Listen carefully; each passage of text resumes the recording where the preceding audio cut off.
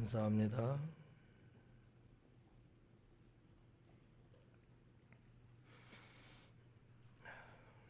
오늘 말씀은 예수님께서 귀신을 쫓아내시는 그런 내용이 되겠습니다. 근데 이제 귀신을 내쫓는 것만 보면 아주 간단하고 짤막한 내용이지만 성경에 기록되어 있는 전반적인 내용을 보면 좀 그 외의 것들도 상당히 있고, 우리가 이 말씀을 통해서 무엇을 깨달아야 될까, 또 주님이 귀신을 내쫓는 그런 것 같은 우리 삶에는, 우리 신앙에는 또 뭐가 필요할까, 이와 같은 내용들이 담겨져 있는 말씀이기 때문에 결코 소홀히 할 수 없는 그러한 본문이 아니겠는가라고 내다봐집니다. 오늘 31절부터 한번 볼게요. 갈릴리의 가버나움 동네에 내려오사 안식일에 가르치심에, 그래요. 갈릴리의 가버나움 동네. 이제 31절에서 지명이 나오죠. 가버나움. 갈릴리 지방에 있는 가버나움이에요. 지난주 그 전주 계속해서 제가 예수님께서 예루살렘에서 갈릴리 지방으로 갔는데 어디로 갔는가? 그때는 가버나움 쪽 갔을 거다. 그리고 다시 나사렛으로 올라갔잖아요. 거기서 다시 내려온 거예요. 그러니까 거듭 말씀드리지만 예수님의 사역의 주 무대가 이 가버나움을 중심으로 펼쳐졌다는 거죠. 좀 더 넓게 말하면 갈릴리 지방이라는 거예요. 이건 상당히 넓은 지방. 나사렛이라는 동네도 갈릴리 지방 안에 있어요. 가나 혼인잔치의 가나도 그렇고, 다 고라신도 그렇고, 베세다도 그렇고, 가버나움도 그렇고, 좀 긴가민가하지만 디베라도 아마 거의 그럴 거예요. 왜냐하면 갈릴리 바다 서쪽에 있는 큰 마을인데 거기도 아마 갈릴리 지방이 아닐까, 이렇게 보면 상당히 넓은 지역이라고 볼 수 있는데, 자, 가버나움 동네에 내려왔다 그래요. 그죠? 가버나움 동네로 내려온 거죠. 지금 어디서 오신 거죠, 예수님이? 또 말 안 한다. 나사렛에서 온 거예요. 30절까지 사역하신 내용이 나사렛에 있었던 거거든요. 나사렛에서 내려왔다는 거죠. 이게 상당히 이제 지형적인 얘기인데, 왜 누가는 내려왔다고 표현했을까? 예전에도 한번 말씀드렸죠. 정말 지대가 낮아서 내려왔다고 그럴까? 아니면 수도하고 거리가 관계 때문에 내려왔다 올라갔다 이런 말을 썼을까? 이런 부분인데, 여기 있는 내용상 보면은 요건 지형적인 거예요. 지방 대 지방의 관계거든요. 지형적인 문제야.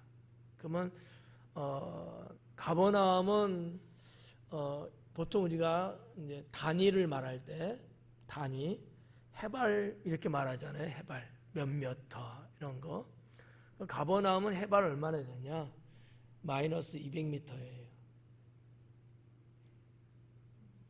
기분 나쁜가 봐. 인상들 찡거리는데. 나한테 하지 마. 해발 200m. 해발이라는 얘기는 무슨 얘기냐면 바다 수면서부터 높이를 재는 거거든요. 그러니까 마이너스 200m면은 바닷물보다도 지하로 200m 더 낮은 곳이라는 얘기예요. 이게 여러분 상상이 가요? 상상 안 가죠? 우리 교회는 얼마쯤 될 것 같아요? 생각해 본 적도 없죠? 어차피 물에 안 잠길 거니까. 우리 교회는 대략 한 해발 17m? 아니야, 37m인가? 그 정도 돼요. 그 정도 되는데, 가버나움은 마이너스 200m라는 거예요. 근데 가버나움이 그렇다고 보면 안 되겠지. 갈릴리 바다가 마이너스 200m야. 그 가버나움은 210m라고 나와 있어요. 10m가 더 높은 거야. 그 갈릴리 바다보다 10m가 더 높은 거예요. 그 정도. 그러면은 나사렛에서 내려왔는데 그럼 나사렛은 얼마쯤 될까? 나사렛은 해발 380m라고 나와 있어요. 그러면 차이가 얼마나 나요? 580m. 상당히 큰 차이죠. 우리나라의 웬만한 산 높이 정도 되거든요. 아미산에 거의 한 2배 정도 차이가 나는 거죠. 아미산이 300 몇십 메타니까. 그 정도. 그러니까 나사렛이라는 동네에서 이 가버나움이라는 동네를 이렇게 내려온 거예요. 길이가 약 한 40km 정도 될 거예요, 아마. 나사렛에서 가버나움까지 길이가 40km 정도 되는데 40km 거리인데 약 580m의 이 높이 차이가 난다면 내 별걸 다 한다. 궁금하지도 않는데 경사각이 꽤 있다는 얘기야. 40km를 가는데 580m 높이에서 꺾어 내리는 거기 때문에 경사각이 어느 정도 돼요. 이거는 뭐 여러분 말해도 소용없을 것 같고 가보면 알아요. 근데 성지순례 가면 나사렛도 가고 가버나움도 가고 다 가거든요. 그러면 나사렛은 산동네인데 거기서 차를 타고 가면은 산을 넘어서 쫙 이렇게 내려가요. 계속 내려가. 이런 걸 이제 알 수 있는데 아무튼 이런 것들을 누가는 조금 소상하게 기록을 한 것 같아요. 그냥 뭐 그런 거 안 해도 되거든. 가버나움에 오셔서 뭐 이렇게 해도 되잖아요. 근데 꼭 내려갔다라는 표현을 한 거를 보면 누가는 직업상 의사다 보니까 사람의 상당히 자상하고 자세하게 기록하는 직업병 같은 이러한 것들이 있었던 것 같아요. 가버나움 동네에 내려왔다 이렇게 되고 뭐 이참에 하나 더 말씀드리면 우리가 전에 인구에 대한 얘기 한번 했죠. 예루살렘의 인구가 예수님 당시에 몇 명쯤 됐을까 했는데 기억나는 사람 있어요? 관심이 없는 걸 나는 이야기를 계속 했던 거야. 그 당시에 아마 인구는 얼마쯤 됐을까? 10만 명쯤? 100만 명쯤? 이스라엘이 그 당시에 한 100만 명 됐어요. 예루살렘은 수도죠. 한 10만 명쯤 거의 됐어요. 9만 얼마, 한 10만 명쯤. 그러면 나사렛은 얼마나 됐을까? 궁금해 안 궁금해요? 이거 먼저 하고 가자고. 나 바보 같은 짓 하고 있는 것 같아. 이쪽만 궁금하죠? 아니, 거기도 궁금해요? 이 고고학자들의 그 기록된 바에 의하면 나사렛 동네의 그 당시의 인구가 약 한 어떤 분은 150명 정도라고 말하는 분도 있고 어떤 분은 한 200 몇십 명 정도 됐다 그래요. 하여튼 뭐 200명 내외. 큰 마을이에요? 작은 마을이에요? 작은 마을이에요. 그냥 불악 정도?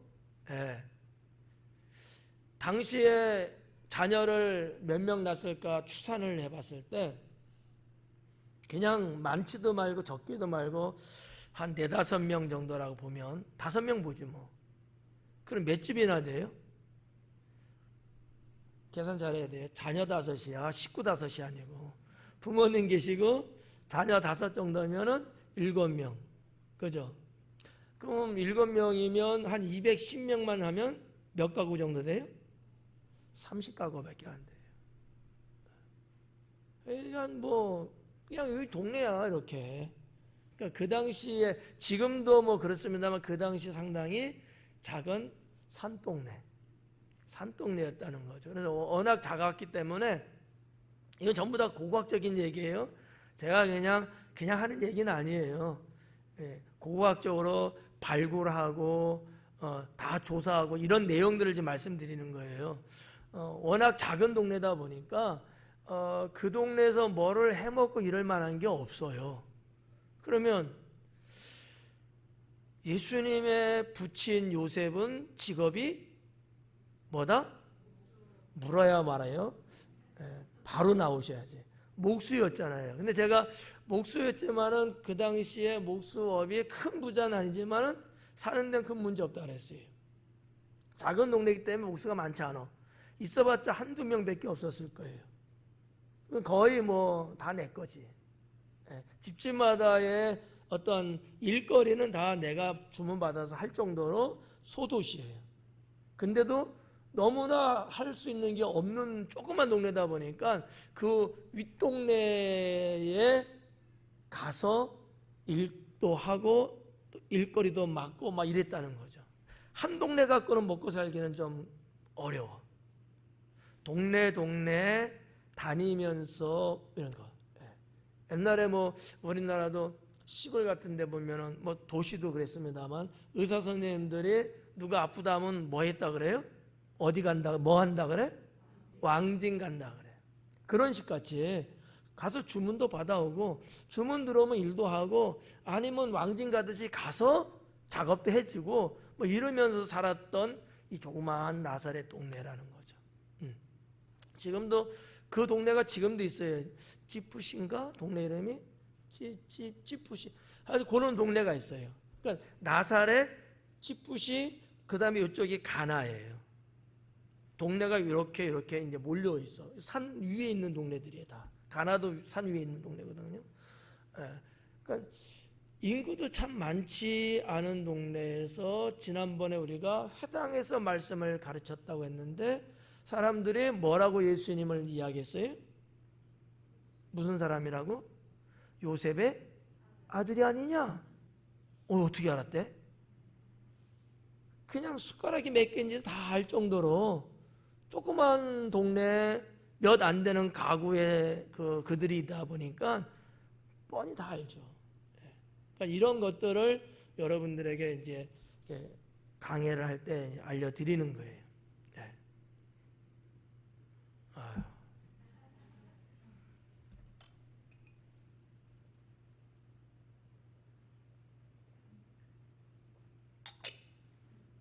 여러분 그 연사 김창욱 씨 알아요?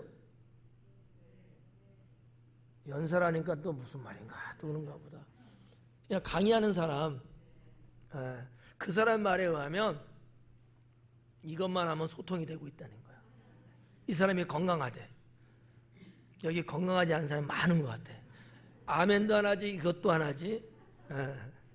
나를 잡아먹으려고 쳐다만 보고 그냥 그런 것 같아.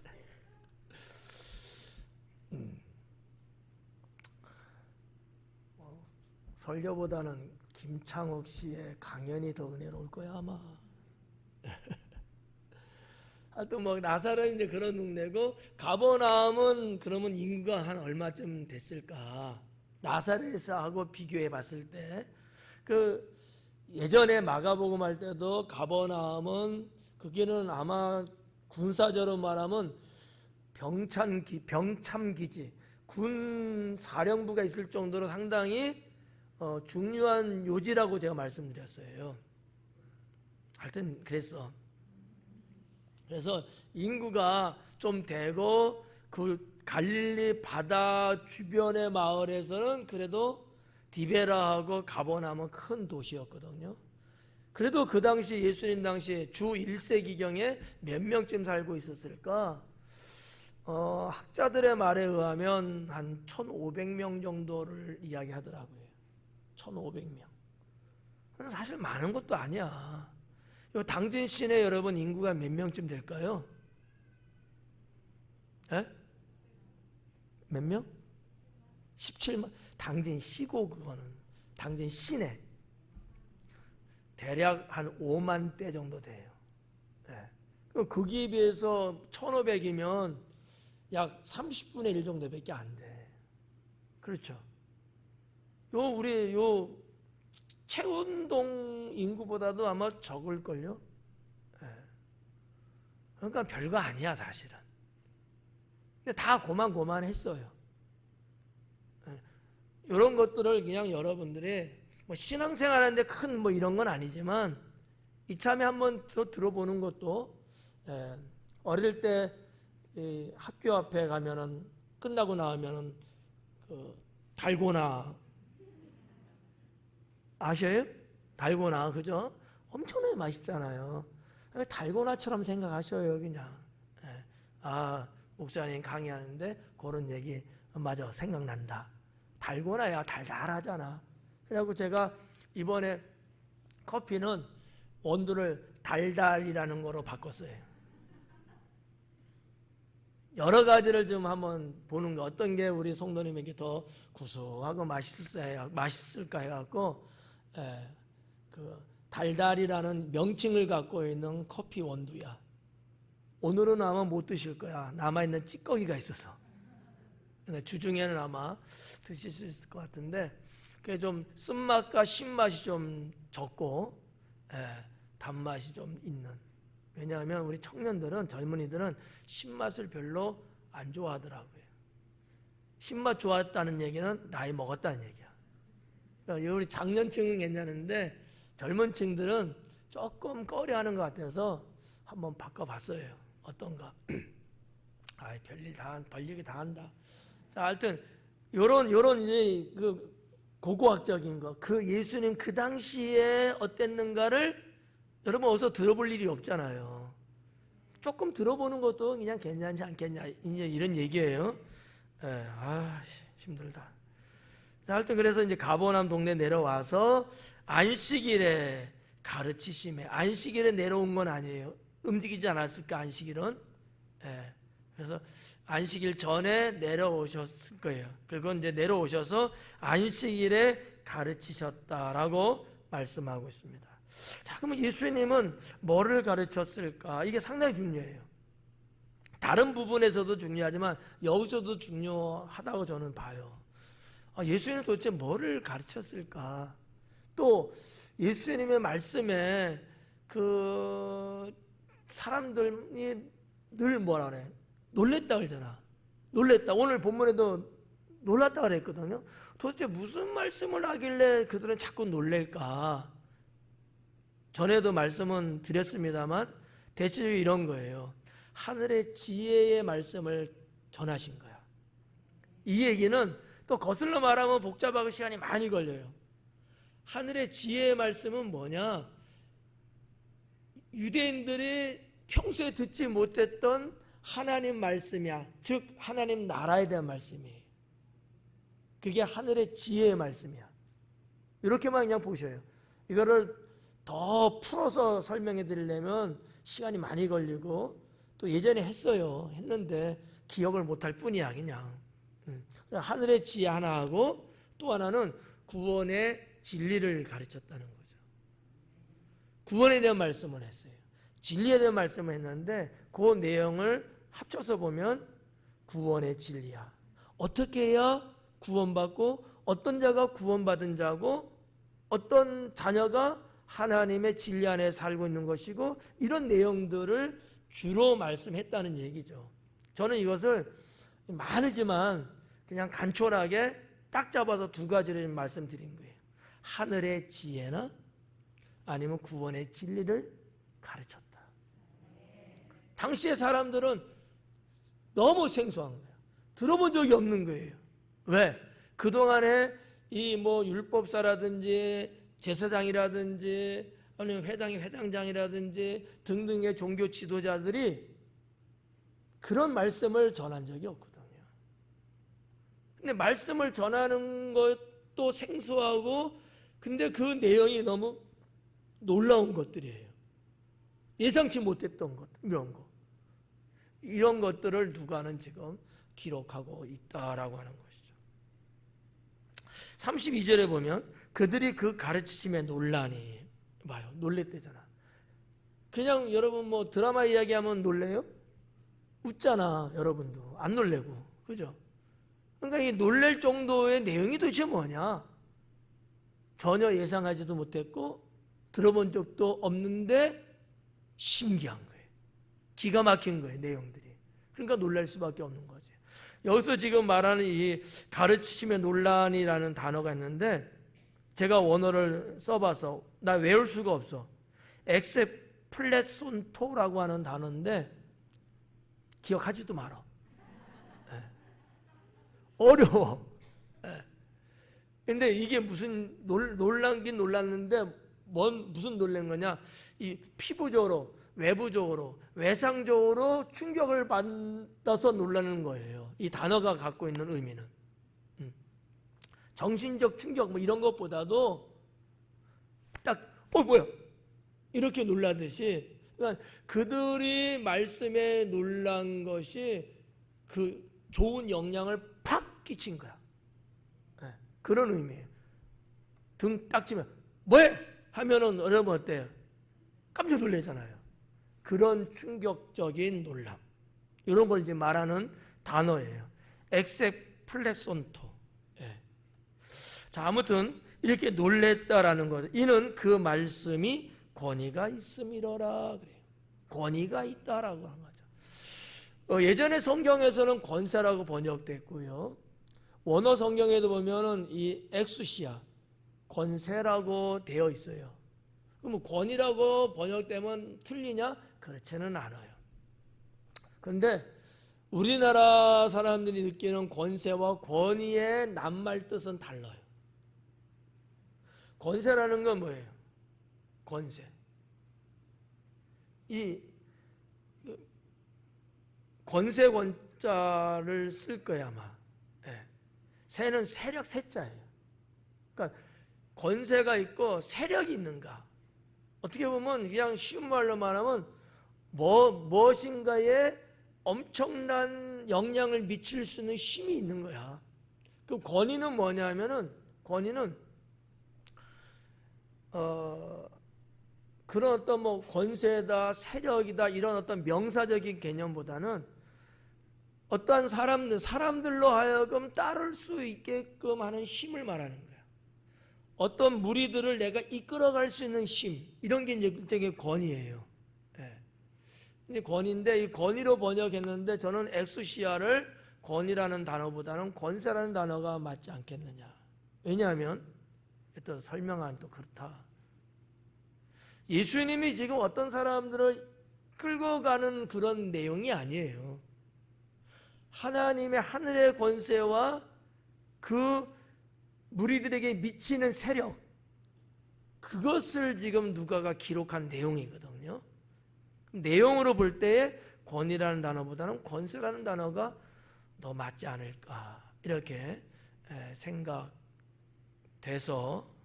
조금 말씀을 드렸습니다. 그 말씀이 권세가 있습니다.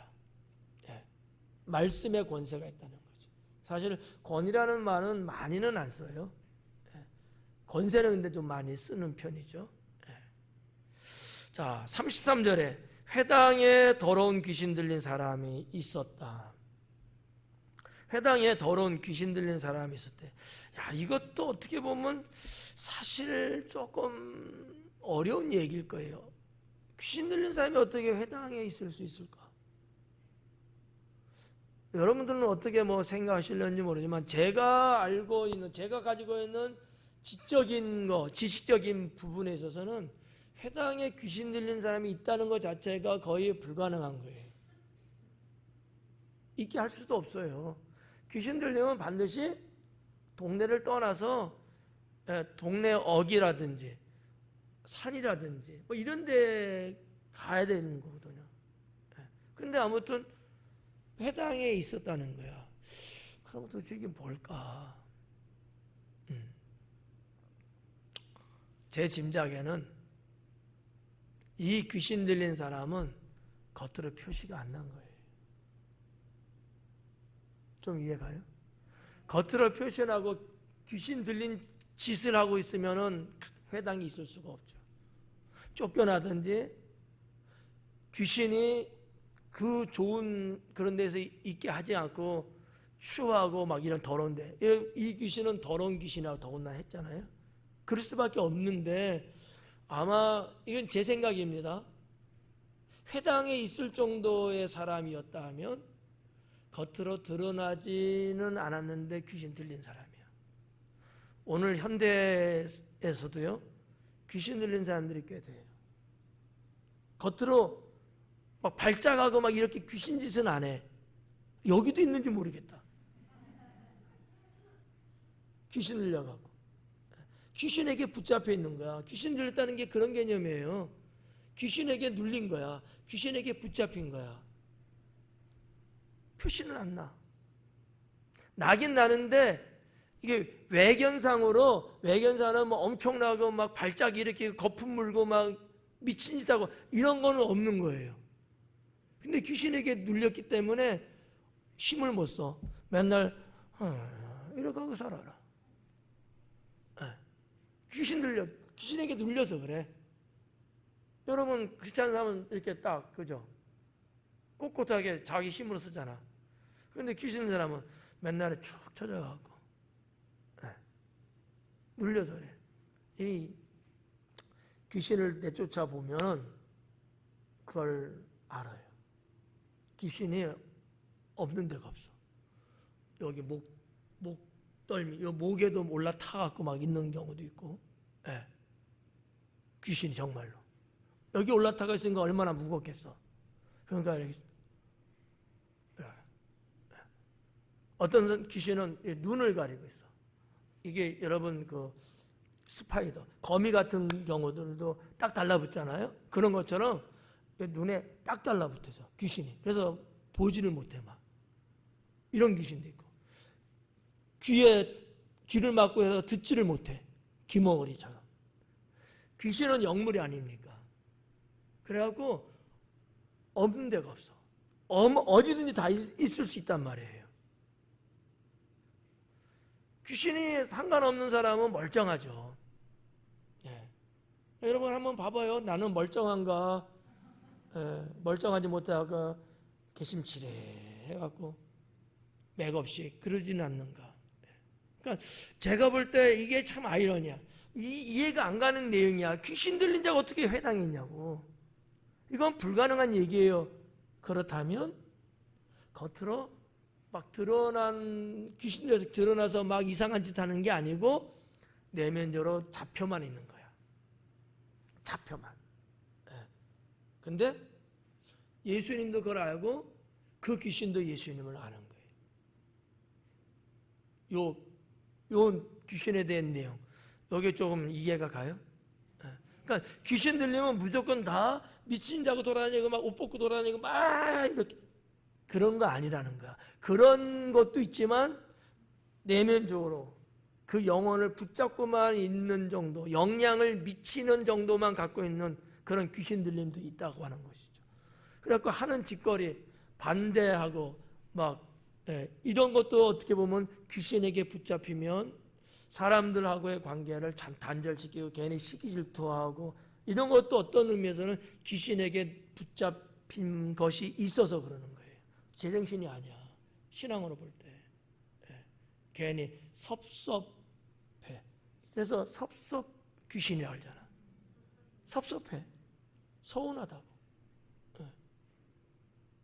그런 거 표시 안 나잖아요. 그죠? 근데 귀신에게 잡힌 거야. 그런 내용이라고 저는 이렇게 구분이 좀 갑니다. 자, 그 다음에 강의하지 말라고 막 성경이 덮여졌네.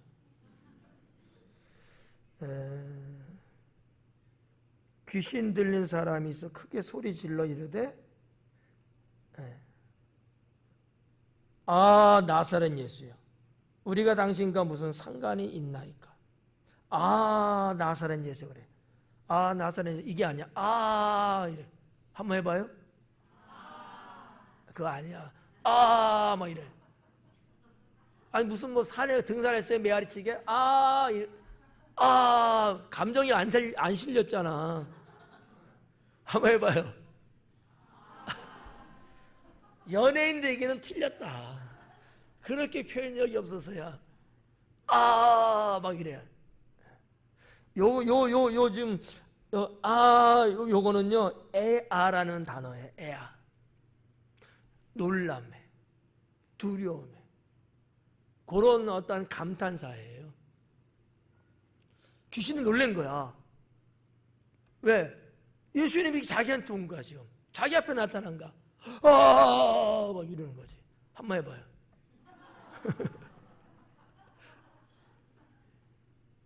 아니 좀 연예계로 좀 보내려고 했더니만 안 되겠네. 무슨 말인지 알죠? 그냥 이런 감탄사가 아니란가. 놀라가지고 어쩔 바를 몰라서 막 이렇게 막 허둥지둥하는 이런 정도의 놀람이라는 거예요. 근데 거기에는 두려움이 있는 놀람이야. 그냥 놀란 정도 아니고 두려움이 섞여 있는 놀람이라는 거죠. 누가 그랬다는 거지 지금? 귀신 들린 자가 그랬다는 거야. 귀신 들린 자가. 그래서 뭐라 그래요? 나사렛 예수요. 하여튼 예수님은 명칭이 나사렛 예수야. 뭐 거기에 출신이잖아.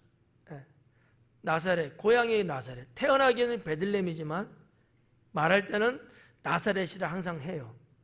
거기서 뭐 줄곧 거의 한 30년 사셨죠. 그래갖고 지금도 그런다 그래요. 지금도 그 나사렛 동네에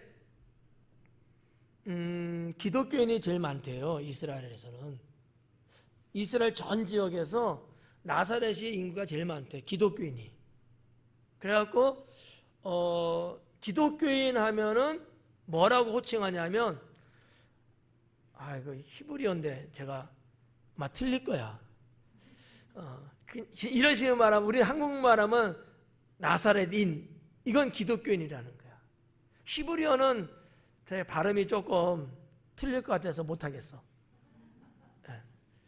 나자리니인가 할 때는 그래요. 나자리니 하여튼 이런 어떠한 히브리어예요. 한국말로 그냥 하자고요. 나사렛인 이렇게 불러주면 그 사람은 기독교인이야. 그러니까 기독교인은 무조건 나사렛인이라는 거야. 무슨 영향을 받은 거예요? 예수님이 나사렛 사람. 그러니까 예수님 믿는 거잖아요. 기독교라는 건 예수님 믿는 거잖아요. 그런 의미를 오늘날에도 그렇게 이야기를 한대요. 엄청난 영향이죠. 오늘 여러분은 교연, 본전 다 뽑았어요. 자, 그래서 나사렛 예수여, 우리가 당신과 무슨 상관이 있나이까? 이 참 이것도 그래. 우리라 그러잖아. 우리는 뭐 단수예요, 복수예요? 복수. 하나의 여럿이에요. 봐. 귀신 들린 자가 우리라 하잖아. 우리가 무슨 상관이냐고. 아니, 귀신 들린 사람이 용갈이야? 아니, 머리가 뭐 2개, 3개 달려갖고 뭐 이무기예요? 근데 표현하기에는 우리라고 하는 거야. 단순하게 귀신 들린 그 사람만이 아니라는 거지. 귀신도 포함시킨. 근데 잘 들어요. 근데 귀신 하나 정도가 아닐 수 있다는 거예요. 귀신이 여럿이라는 얘기죠. 정말 그러거든요. 실제적으로. 어떤 경우는 귀신 하나만 달라붙어서 그런 경우 있어요. 그러나 귀신은 어떤 속성이 떼뱀이야. 여럿이 달라붙어. 그래서 아마 누가는 복수를 쓰지 않았을까. 제가 뭐 그 귀신한테 물어보지는 않았지만 여기 우리라고 표현한 요거 이제 그렇게 이제 볼 수 있고요. 그게 맞을 거예요. 히브리인들의 어떠한 표현법에 의하면 하나임에도 불구하고 복수를 쓰는 경우는 있어요. 이것도 옛날에 말씀드렸어요. 인간이 상대할 수 없을 정도로 어마어마하게 큰 물체 때는 복수를 써요. 하늘, 예를 들어서 하늘 어마어마하잖아요. 크기가. 우리가 뭐 팔 벌려서 돼요? 안 되잖아요. 하늘은 몇 개예요? 하나야, 우리가 보이는 하늘. 근데 복수를 써요. 여럿인 것처럼. 그러니까 인간이 상대가 안 되고 감당이 안 되고 뭐 엄청나게 크고 막 이럴 때는 단수 하나지만은 복수를 쓰는 것이 히브리인들의 표현법이에요. 여기서도 어떻게 보면 그래서 그런지도 몰라요. 근데 그렇지는 않을 거야. 왜? 귀신은 그렇게 큰 자라고 성경은 말하지 않고 있거든요. 귀신은 오히려 하나님 믿고 구원받은 여러분들이 더 큰 자거든. 아멘 안 하는 건 또 뭐야? 그래서 하여튼 뭐 큰 뭐 그런 건 아닌데, 우리를 멸하러 왔나이까 나는 당신이 누구인 줄 아노니. 나는 당신이 누군지 안다. 이 귀신이 말이죠, 능력이 좋아요. 언제 대면해보지도 않았는데 귀신은 알아, 예수님을. 귀신이 나사렛의 예수라는 걸 아는 거예요? 아니면 하나님, 즉 메시아라는 걸 아는 거예요? 그렇죠. 나사렛의 인간 예수, 그걸 안다는 얘기가 아니에요. 이 땅의 죄인을 구원하러 온 메시아라는 걸 알고 있는 거야, 귀신은. 예. 그러면서 뭐라 그래? 하나님의 거룩한 자니이다. 하나님의 거룩한 자래요. 성경에서 하나님의 거룩한 자라고 표현되고 기록된 게 몇 안 돼요. 그 중에 하나가 이 귀신이 지금 말하고 있는 거야. 뭐 삼손 같은 사사기에 이제 기록이 되기도 하고 했습니다만은, 자, 아무튼 하나님의 거룩한 자는 어떠할 때 썼느냐? 대부분 메신저 같은 경우. 그러니까 우리를 보면 메시아, 아니면 하나님의 특명을 받은 메신저. 그런 뭐 가브리엘 천사 같은 경우도 예수님 태어남에 대해서, 또 세례 요한의 태어남에 대해서 와갖고 얘기해 줬잖아요. 이런 사람은 이제 메신저 아닙니까? 그럴 때 그 사람을 놓고 말하는 게 아니고 그를 보낸 이를 놓고서 보고서 말할 때 하나님의 거룩한 자, 이렇게 이제 표현하는 거거든요. 표현하는 법이 없어요. 그냥 거룩한 자라는 말은 해. 하나님의 거룩한 자라는 이 수식어, 좀 말이 좀 그렇다. 어려운 문법이 가니까 이상하네. 그냥 하나님의 거룩한 자인데 하나님께 속해 있는, 하나님에 의한 거룩한 자라는 이 표현은 그렇게 많이 안 쓴다는 거죠. 특별한 경우 아닌 이상은.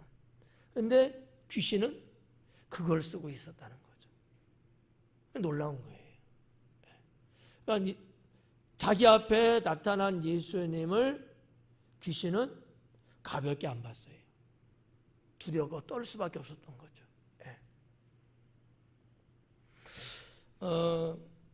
자, 이런 내용들을 이렇게 종합해서 볼 때에, 자, 말씀을 가르쳤던 예수님, 그 가르치는 말씀, 거기에 있었던 귀신 들렸던 자, 말씀은 예수님 입으로부터 이미 나왔어요. 그죠? 선포됐잖아요. 이걸 또 들었어요. 이런 모든 것들. 그러니까 무슨 얘기냐면, 살아있는 말씀, 즉 하나님의 말씀은 말만 하는 것이 아니다. 행동으로 나타난다. 영향이.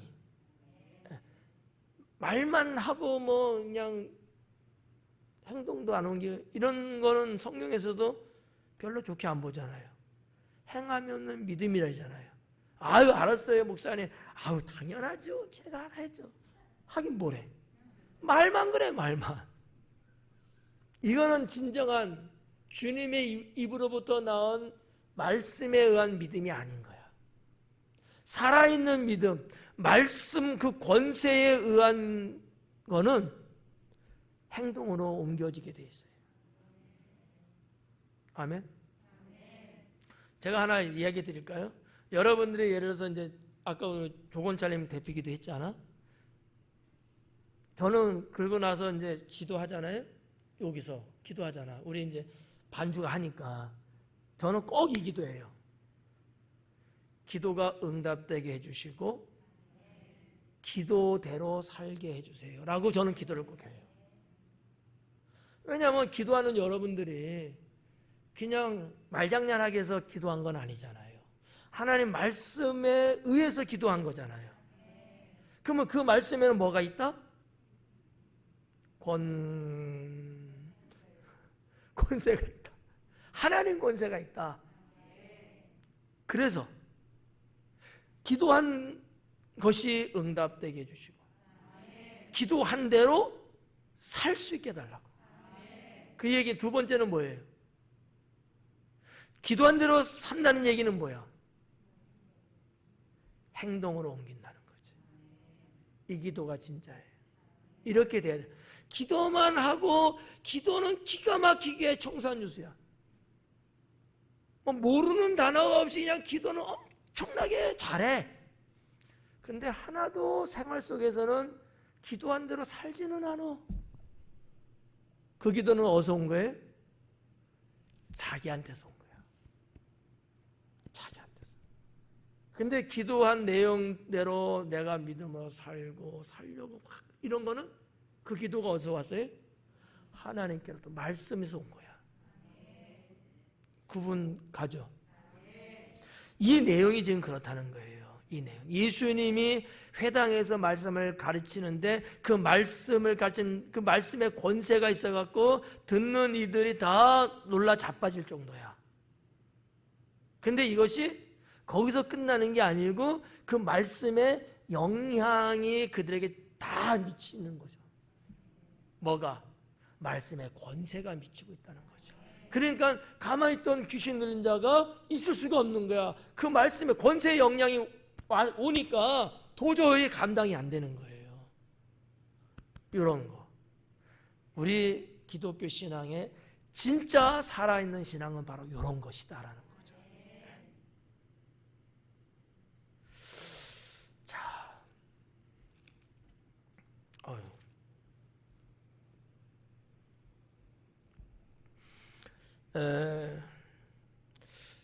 요 34절까지 뭐 35절도 뭐 포함된다고 볼 수 있습니다만은 이 귀신과 귀신 들린 자, 예수님, 거기 회당에 모였던 사람 등등으로 종합해서 볼 때에 요거 한번 생각해 보자고요. 우리 예수님이 임재하신다면, 예수님이 함께 계신다면, 쉬운 말로 예수님이 여러분과 함께 계신다고 했을 때, 또는 주님이 이곳에 오신 거예요. 임재죠. 이렇다고 했을 때 여러분 개인이라면 하나님 나라에 여러분이 있는 거예요. 주님, 좀 신학적인 얘기인데 예수님은 하나님 나라다. 이 공식이 있어요. 그러니까 예수님이 사역을 하시는 처음에 하나님 나라가 너에게 임하였느니라. 이거 제가 마태복음, 마가복음 강의에서 말씀드린 거거든요. 하나님 나라가 임했대요. 어디 하나님 나라가 임했어? 어디야? 알 수가 없지. 근데 왜 그런 말씀했을까? 예수님이 이 땅에 와서 하나님 말씀으로 전하게 되니까 그게 하나님 나라인 거예요. 메시아는 곧 하나님. 하나님은 죄인을 구원하기 위해서 메시아를 보냈잖아요. 사실상 오신 분은 누구예요? 하나님이셔요. 성자 하나님이잖아요. 그러니까 예수님은 하나님이신 거야. 그 예수님이 여러분과 함께 계신다. 여러분이 그 예수님과 함께 있다. 요한복음의 말씀을 근거로 하면 주간 안에 내가 주 안에 하나 같이 있는 거죠? 그럼 뭐가 된 거예요? 뭐가 이루어진 거예요? 하나님 나라가 임한 거예요. 이게 뭐 어때서 그럴까? 하나님 나라가 됐다는 얘기는 오늘 이 말씀처럼 주님의 권세가 나에게 있다는 거예요. 그러면 권세가 있으니까 어떤 일이 벌어져요? 능력이 나타나. 그래서 귀신도 나가는 거예요. 요 4단계야. 예수님이 임재 또는 예수님이 함께 한다 하면 하나님 나라가 되었다는, 형성됐다는 거야.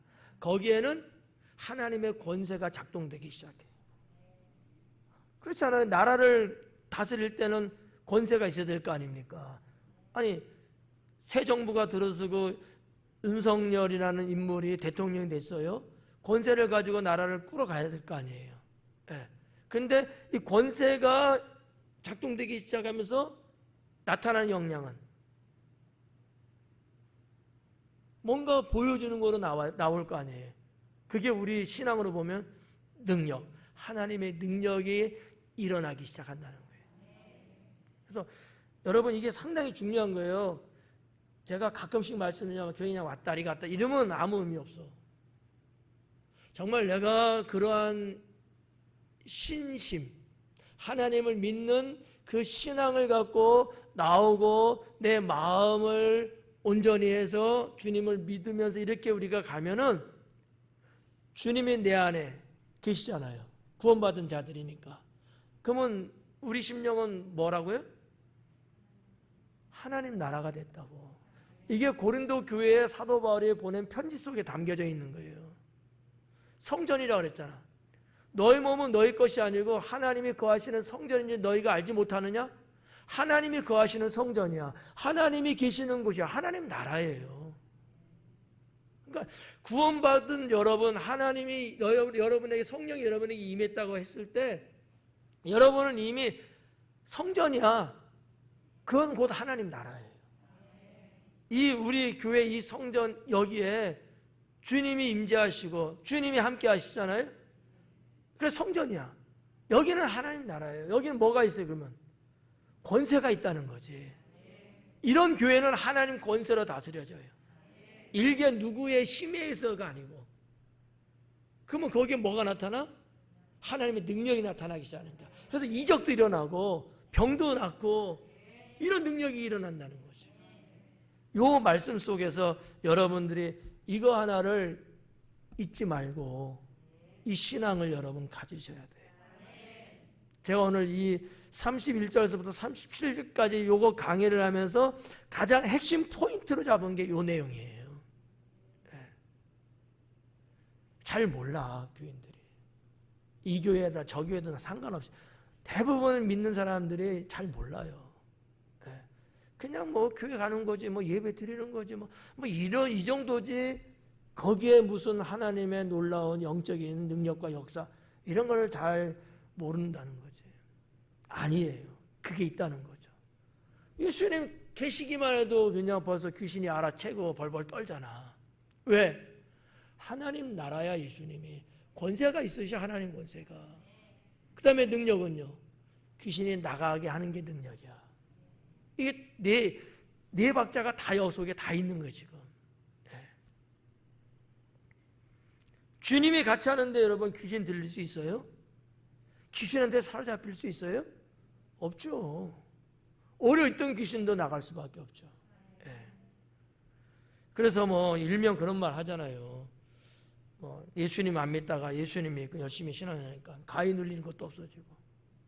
전에는 심심하면 가위 눌리고 숟가락도 눌리고 젓가락도 눌리고 막.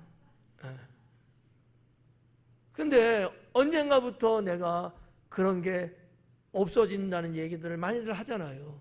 왜 그러겠어요? 그게 단적으로 주님이 함께하고 있다는 거야. 내가 구원받았다는 거야. 그러니까 하나님 나라가 나를 지배하고 있으니까 감히 귀신이 어떻게 못하죠.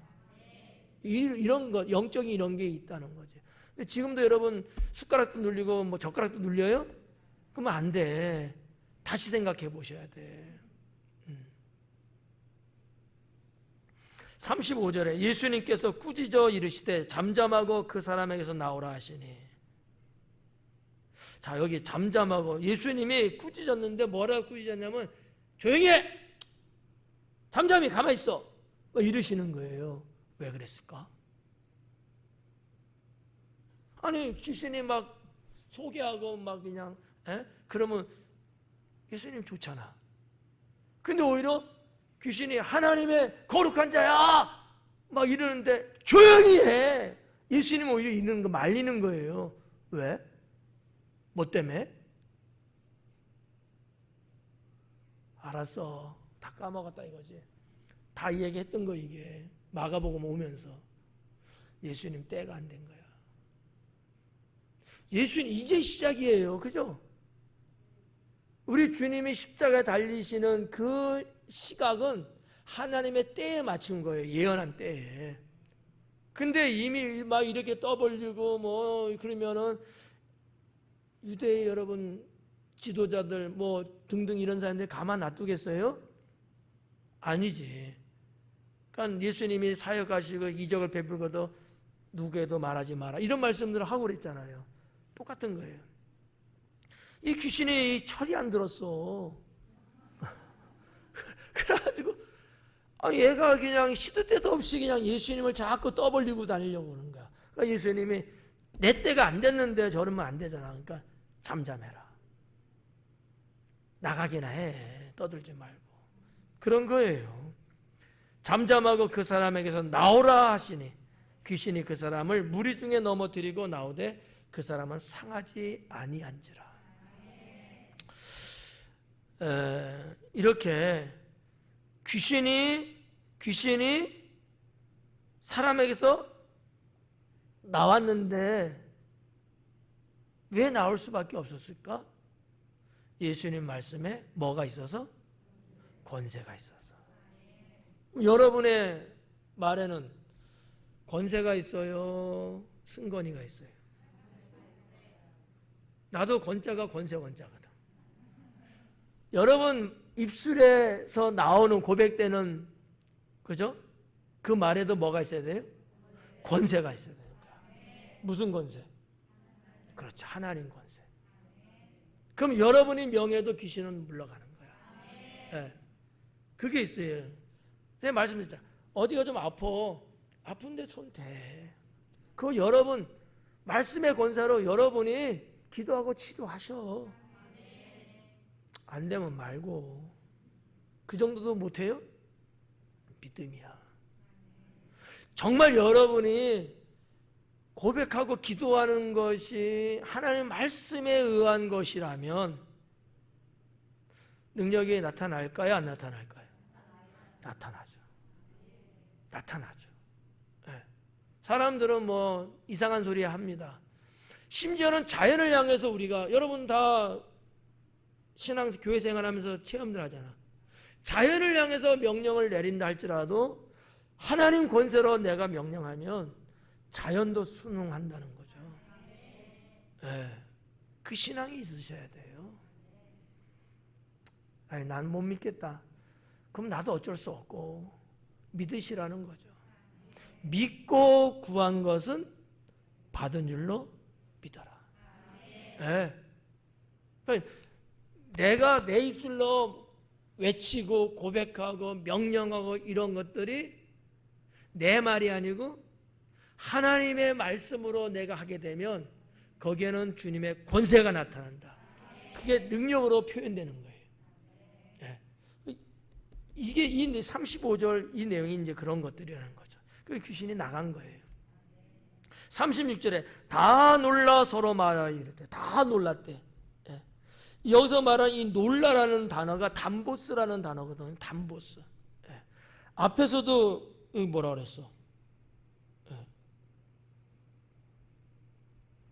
여기도 앞에서도 놀랬잖아요. 그죠? 놀라니 엑세플렉손토. 여기도 번역은 한국말로는 놀랬대. 뒤에도 놀랬대. 한국말은 다 놀란 건데 원어는 달라. 그럼 여기 담보스라는 이 36절에 말한 이 담보스라는 이 놀랐다고 번역된 건 그건 뭐냐? 두려움에 격양돼서 놀란 거야. 앞에 거하고 좀 달라 그런 의미에서. 네. 여기는 두려움이 엄청나게 섞였어요. 이 담보스라는 거는. 귀신이 나가는 거야. 그 사람들이 본 거야. 아는 거예요. 아니 평소에 여러분 그런 경우를 볼 수 있었겠어요? 없지. 그러니까 사람들이 깜짝 놀랐는데 뭐야. 나 연기 잘하죠. 그러는 거예요. 에? 그냥 아유 깜짝이야 이게 아닌 거예요. 엄청난 두려움이 막 북받쳐 오르면서 놀라버린 거야. 어떻게 생전에 그런 걸 본 적도 없고 귀신이 나가다니. 귀신 들리면 우리는 꼼짝도 못하고 무서워서 벌벌 떨고 멀리 도망다니고 그러잖아요.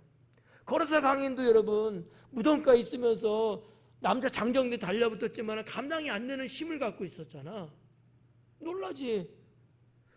사람들이 막 두려움에 격차서 놀라버린 거예요.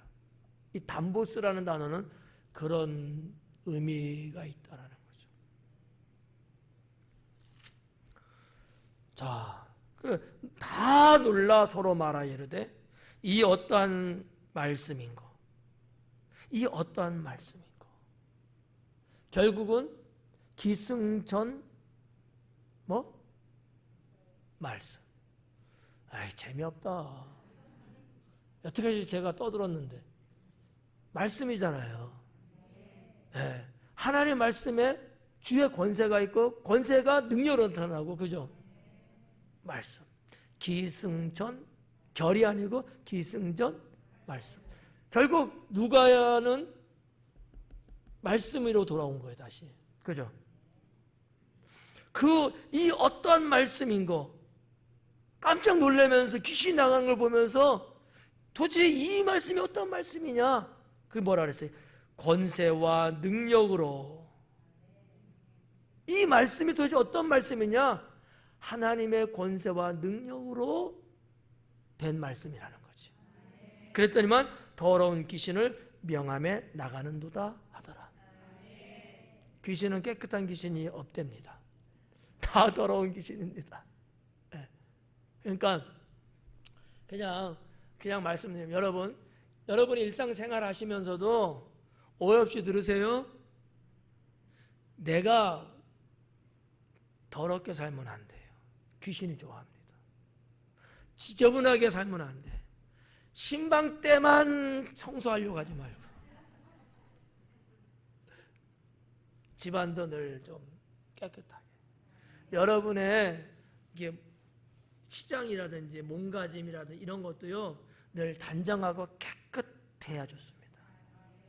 지저분하면요, 그냥 제가 하는 소리 아니에요. 진짜예요. 귀신이 좋아하는 스타일들입니다. 귀신들이.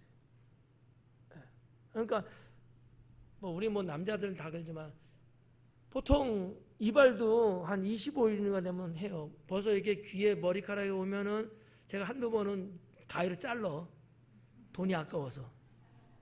그러다가 한 25일에서 30일쯤 되면 이발소 한번 가요. 이발을 하죠.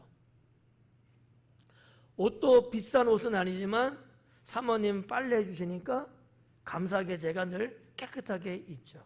비싼 옷은 아니야. 그렇지만은 깔끔하게 입는 거예요. 집안 살림도 그렇고 내 몸가짐도 그렇고 치장하는 것도 그렇고. 여러분 그런 사람들 봐봐. 정신없어. 머리에도 뭐가 이렇게 많은지. 막 여기도 꽂고, 링 꽂았잖아 여기. 여기도 이렇게. 개돼지야. 이거. 그 다음에 말 안 할게요. 여러분 해당될까봐. 말은 안 할게.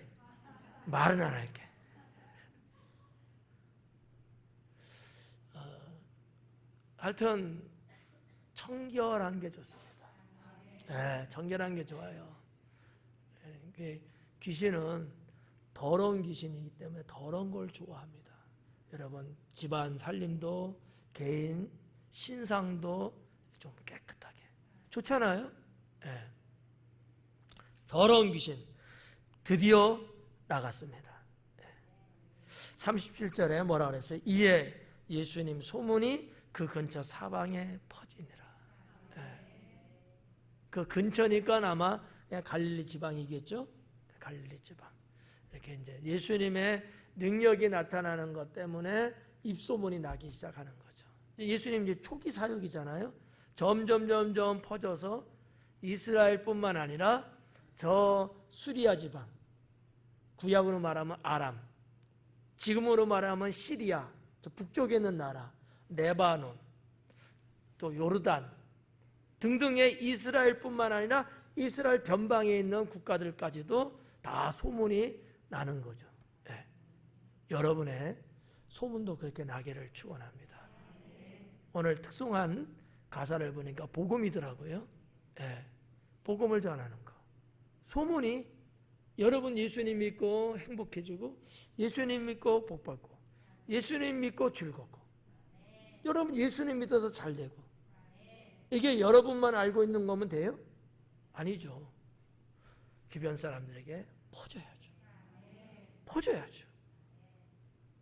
이게 제일 중요해요. 그러니까 예수님이 오셔서 하신 사역도 바로 그거라. 우리의 삶도 바로 그래야 된다고 믿습니다. 기도하겠습니다.